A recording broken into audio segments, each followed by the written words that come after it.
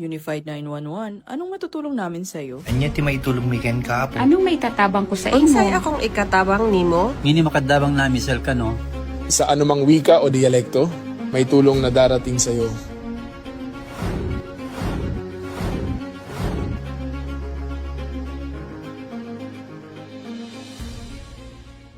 Lilingkod sa bawat Pilipino at magbibigay ng tamang impormasyon para sa tahimik at maayos na Pilipinas. Police News Network, alagad ng batas, tagapagtaguyod ng balitang pulis, sandigan ng mamamayan, patnubay ng katotohanan.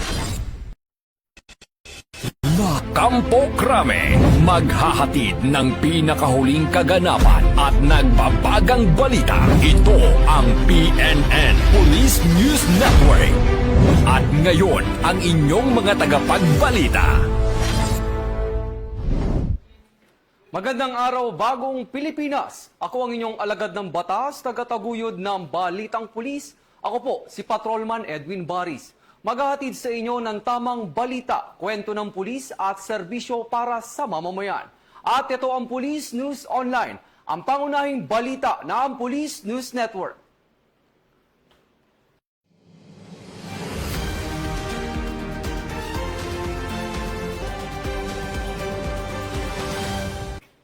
Narito ang mga balitang hatid ng ating mga PNN correspondent mula sa iba't ibang panig ng bansa.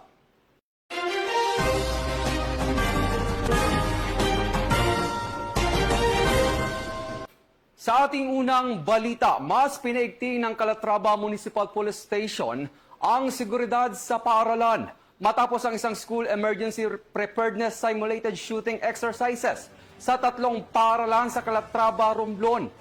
Patroluman Dara Palogmes sa balita.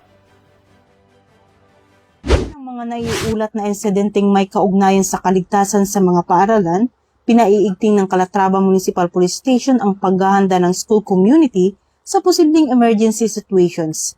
Nito lamang August 20, is nagawa ng Calatrava Municipal Police Station ang active shooting incident simulation drill sa Pitalberong Mingua Memorial School, Balogo Elementary School, at Pagsangahan Elementary School sa Calatrava, Romblon, na nakatuon sa pagpapalakas ng kahandaan at response capability ng mga school personnel at mga responding agencies. Sa pamamagitan ng simulation, na praktis ang agarang pagtugon, maayos na koordinasyon at pagsunod sa mga itinaktang emergency protocols sa harap ng isang kritikal na sitwasyon. Layon din ng drill na matiyak na may kaalaman at kahandaan ang mga guro, school personnel at iba pang stakeholders kung paano poprotektahan ang mga mag-aaral at makakapagtugon ng maayos sakaling may banta sa kaligtasan. Higit sa lahat, ipinapaalala ng aktibidad na ang pag-iingat at paghahanda ay hindi dapat hintayin hanggang may mangyaring insidente. Patuloy na makikipag-ugnayan ang Calatrava Municipal Police Station sa mga paaralan at komunidad upang mapanatili ang isang ligtas at protektadong lugar para sa pagkatuto. Mula dito sa Campo Crame, ako ang inyong PNN correspondent, Patroluman Dara Palogmes, alagad ng batas, tagataguyod ng Balitang Pulis, bagong PNP para sa bagong Pilipinas, serbisyong mabilis, tapat at nararamdaman. Maraming salamat, Patroluman Palogme. Katuwang ang mga membro ng Life Coaches, Faith Leaders at Northern Police District. Nagkaroon ng 4th NPD Convergence of Interfaith Leaders and Life Coaches na ginanap sa Valenzuela City na may layuning suportahan ang moral at kapakanan ng pulisya. Ibabalita yan ni Patroluman Glazel Ann Esperanza.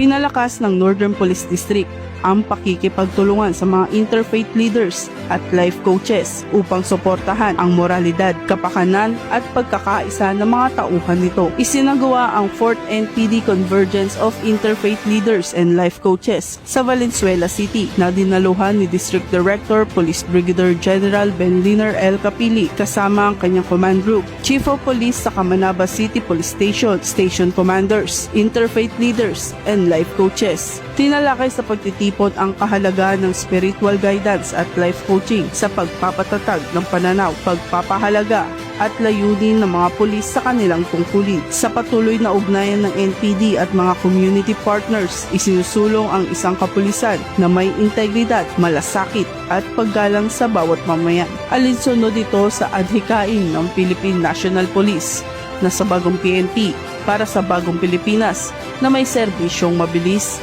tapat at nararamdaman. Mula rito sa Northern Police District, ako po ang inyong PNN correspondent, Patrolwoman Glycelan Esperanza, alagad ng batas, tagataguyod ng Balitang Pulis. Maraming salamat, Patrolwoman Esperanza.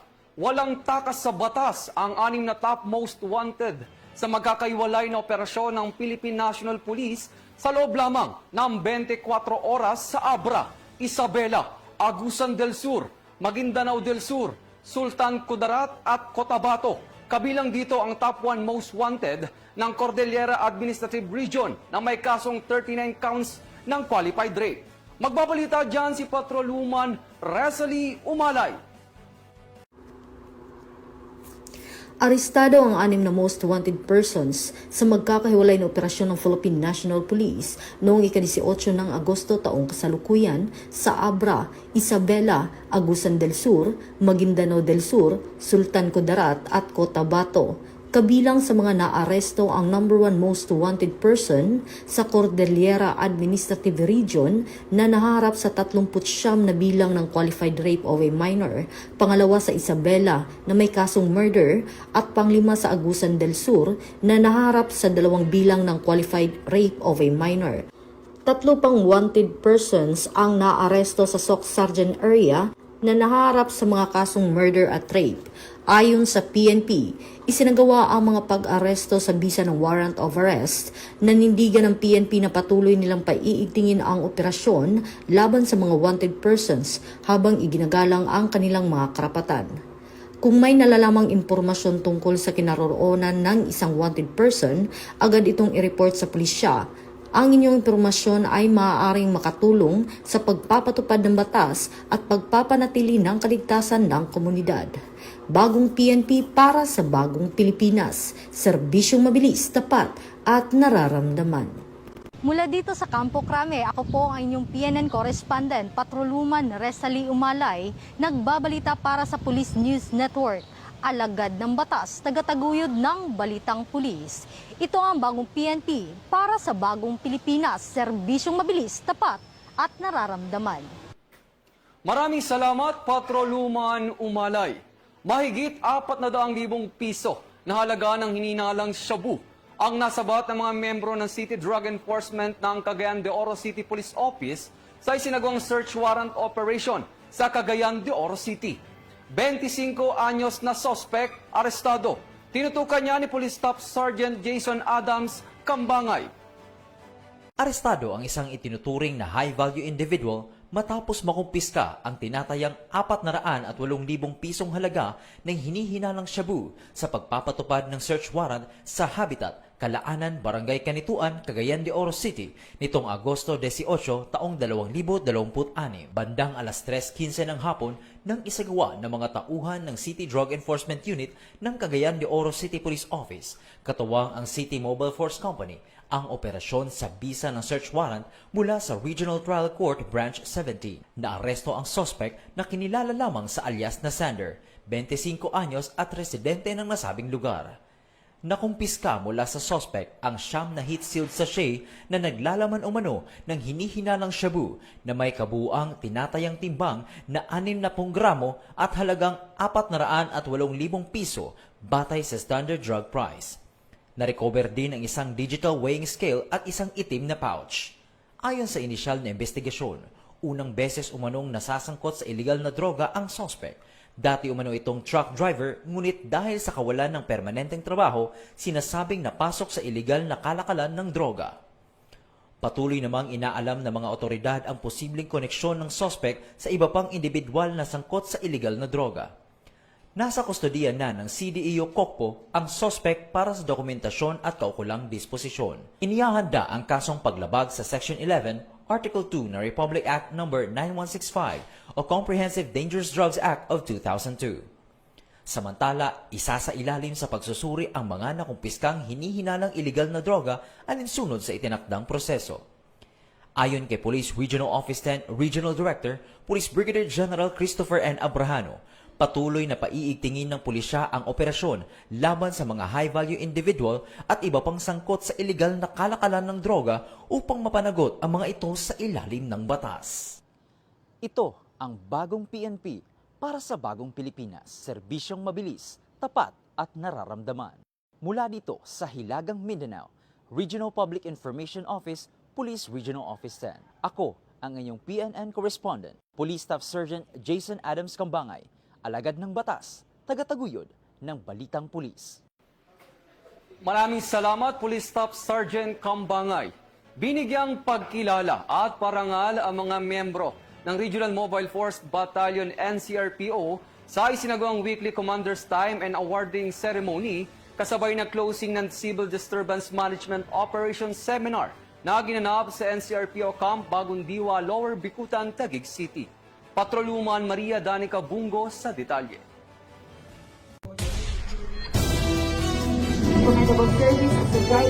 Kinilala at pinarangalan ang mga natatanging pulis ng Regional Mobile Force Battalion NCRPO sa isinagawang weekly Commander's Time and Awarding Ceremony kasabay ng closing ceremony ng ika-4 na batch ng Civil Disturbance Management Operations Seminar o CDMOS ngayong August 21, 2026 sa NCRPO Open Court Camp Bagong Diwa, Lower Bicutan, Taguig City. Sa ilalim ng pamumuno ni RMFB NCRPO Force Commander Police Colonel Celso M. Rodriguez, iginawad ang Certificates of Recognition sa personnel bilang pagkilala ng kanilang mahusay na pagganap, dedikasyon at mahalagang kontribusyon sa pagtupad ng tungkulin. Sa awarding ceremony, pinangunahan ito ni Police Colonel Rodriguez kasama sina Police Lieutenant Colonel Roderick A. Pasilan, Deputy Force Commander, at Police Captain Jimmy O. Villaor Jr., Chief Intelligence Section. Kasabay nito, formal ding nagtapos sa mga kalahok sa Civil Disturbance Management Operations matapos makumpleto ang kinakailangang pagsasanay. Pinangunahan ni Police Captain Rainiel Ford C. Salipsip, Chief Training Section, ang presentation of participants, habang si Police Major Teodolfo D. Artazo, Chief Administrative Section, ang nanguna sa Declaration of Graduates. Iginawad din ang Certificates of Completion sa mga nagtapos at Certificates of Appreciation sa mga instructors bilang pagkilala sa kanilang naging bahagi sa matagumpay na pagsasagawa ng seminar. Sa kanyang mensahe at binigyang diin din ni Police Colonel Rodriguez ang kahalagahan ng patuloy na pagsasanay, disiplina, profesionalismo at kahandaan ng bawat personnel upang makapagbigay ng maayos at responsableng serbisyo sa publiko. Ang aktibidad ay bahagi ng patuloy na pagsusulong ng PNP Focus Agenda sa ilalim ng pamumuno ni Chief PNP Police General Jose Melencio Sr. Tates Jr. at ng Able Active Allied Policing Strategy ng NCRPO sa pamumuno ni Regional Director Police Major General Anthony A. Abrin. Patuloy na kinikilala ng RMFB NCRPO ang mahusay na serbisyo ng mga personnel bilang pagpapalakas ng kanilang training at operational readiness para sa mas epektibong pagtupad ng tungkulin sa National Capital Region para sa bagong PNP, sa bagong Pilipinas, serbisyong mabilis, tapat at nararamdaman. Ako po si Patrolwoman Maria Danica Bacal Subungo, alagad ng batas, tagataguyod ng Balitang Pulis. Maraming salamat, Patrolwoman Bungo. Para sa huling balita, nakiisa ang mga membro ng Police Regional Office Mimaropa, katuwang ang Sangguniang Kabataan, sa isinagawang Barangay Kalinisan Day o barkadang simultaneous cleanup drive sa Calapan City, Oriental, Mindoro. Muling magbabalita dyan si Patroluman Dara Palogme. Nakiisa ang Police Regional Office Mimaropas sa isinagawang Barangay Kalinisan Day o Barkada Simultaneous Cleanup Drive noong August 22 sa Sitio Pamana Core Housing, Barangay Balite, Calapan City, Oriental, Mindoro. Sa pamamagitan ng Regional Community Affairs and Development Division, nakiisa ang Police Regional Office Mimaropas sa inisyatibang inilunsad ng Sangguniang Kabataan ng Barangay Balite bilang suporta sa advokasya ni Calapan City Mayor Doy Liachon para sa isang malinis na barangay sigurado. Layunin ng aktibidad na palakasin ang sama-samang pananagutan ng pamahalaan, kabataan, pulisya at mga mamamayan sa pagpapanatili ng malinis, ligtas at pangkalikasang pamayanan.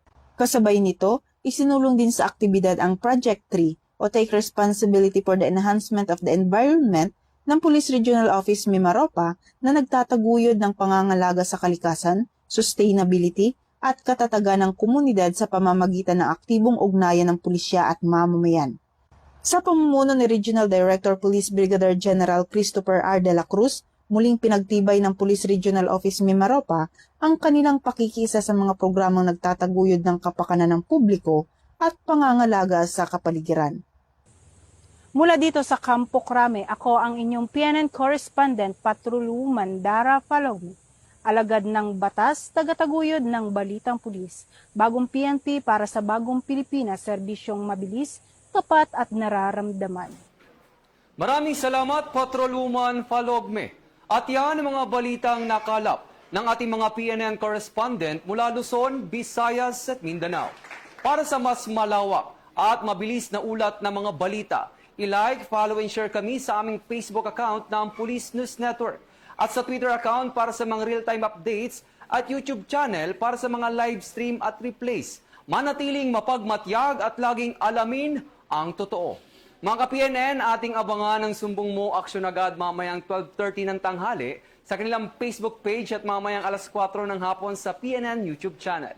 Sa ngalan ng pamunuan ng Philippine National Police sa panguna ni Chief PNP Police General Jose Melencio C. Nartates Jr. at sa pamumuno ni President Ferdinand Bongbong Marcos Jr. Kami ay maglilingkod sa bawat Pilipino at magbibigay ng tama at balanseng balita. Mula rito sa tanggapan ng tagapag-ugnay ng Pambansang Pulisya ng Pilipinas, ako ang inyong alagad ng batas, tagataguyod ng Balitang Pulis, Patrolman Edwin Baris.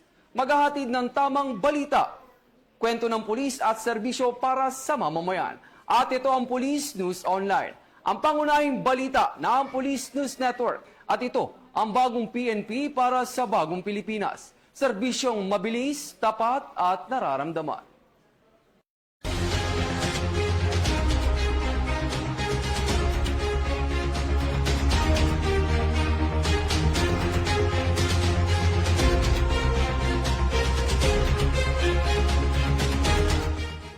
Police News Network, alagad ng batas, tagapagtaguyod ng balitang pulis.